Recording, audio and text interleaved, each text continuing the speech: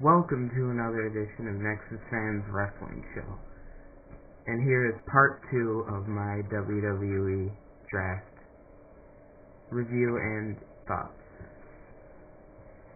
Next we had JTG moving to Monday Night Raw. Now this one doesn't really matter either because JTG has been nothing since Crime Time broke up back in early 2010. He's been doing not much of anything, wrestling on Superstars basically. The only thing that he had going for him was he had that show on SmackDown, the Streets of Brooklyn or whatever it was called. He had that little talk show thing where he would talk about different superstars, but other than that, he's pretty much nothing. And I think they should have released JTG in their, along with, what's his name there? Talked about him earlier. Khali, in their spring cleaning, where they usually release superstars. So I think JTG and Great Khali should be released. So next we had, oops, I missed one. Jack Swagger moved to Monday Night Raw, and this makes perfect sense with Jack Swagger and Michael Cole feuding with King and JR. And I think Jack Swagger could eventually, I think he will turn on Michael Cole this Sunday and turn face and then eventually be built back up to a main event star. So that's what I see from Jack Swagger, pushing him up again to a main event star and turning him face. Next we have Alicia Fox moving to SmackDown. Nothing really here. I mean, she was a former Divas champion, but SmackDown, it seems like that show just has Divas feuds. They don't have feuds over the Divas championship, so I don't see her doing much of anything on SmackDown other than feuding with another SmackDown Diva. So next we had William Regal making the move to SmackDown. Now, Regal is an established veteran in WWE and one of the greatest technically sound wrestlers ever. And I had heard that he was gonna retire soon, but so far he hasn't retired. Maybe he will have one last run in WWE and then hang up his boots.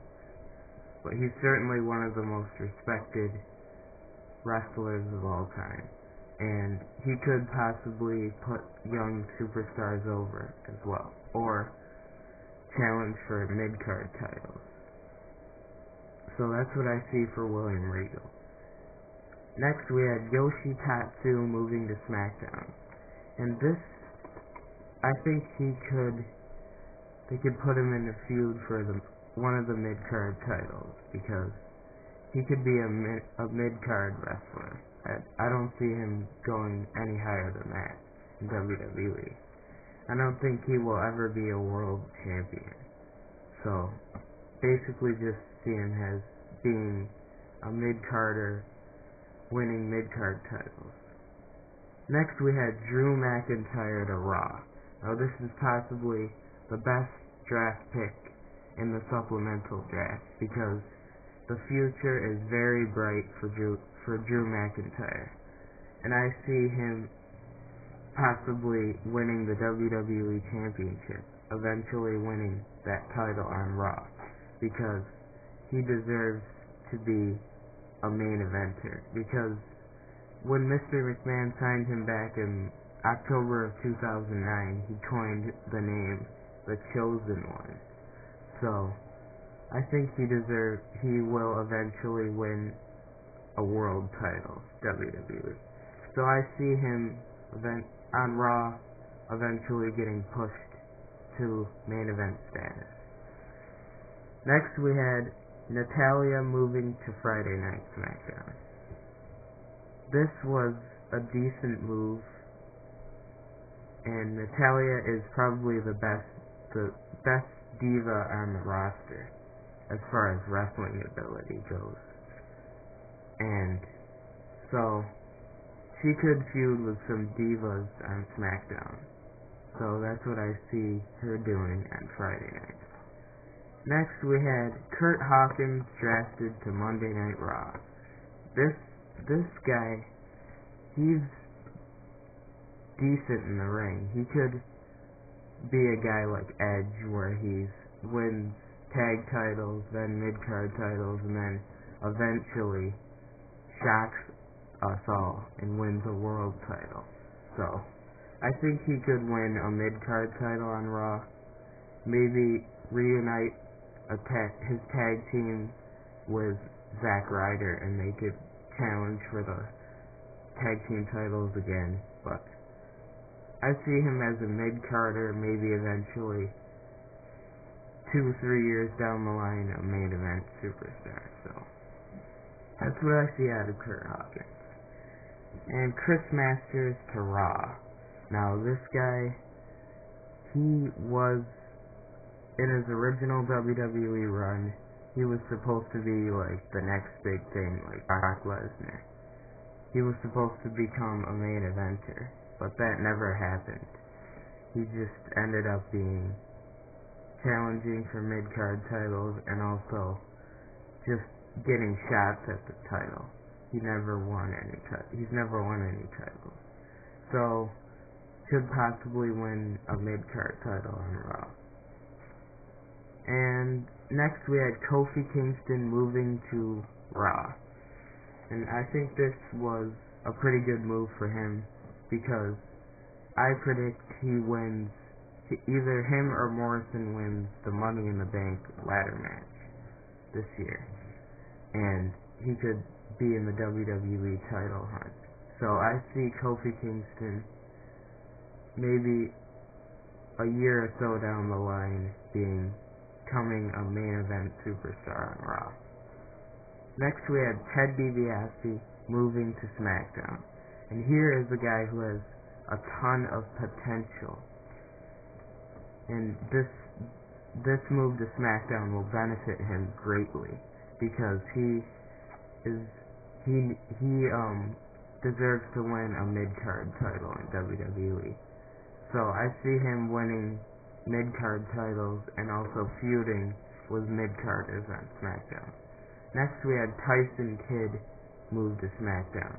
Now, he hasn't been doing much of anything since his breakup with David Hart Smith in the Hart Dynasty. And maybe he could be a mid-card champion, possibly. So, maybe winning the Intercontinental title. Next we had Tamina move to SmackDown. Now, I'm not sure what they're going to do with her, but as of right now, I see her not doing much of anything on SmackDown. They just decided to move her. Next we have Tyler Rex moving to SmackDown. Now this guy, it's going to be interesting. Moving to Raw, it's going to be interesting to see what he does. Because all he did on SmackDown was debut and beat Kaval to earn his spot on the SmackDown team for bragging rights.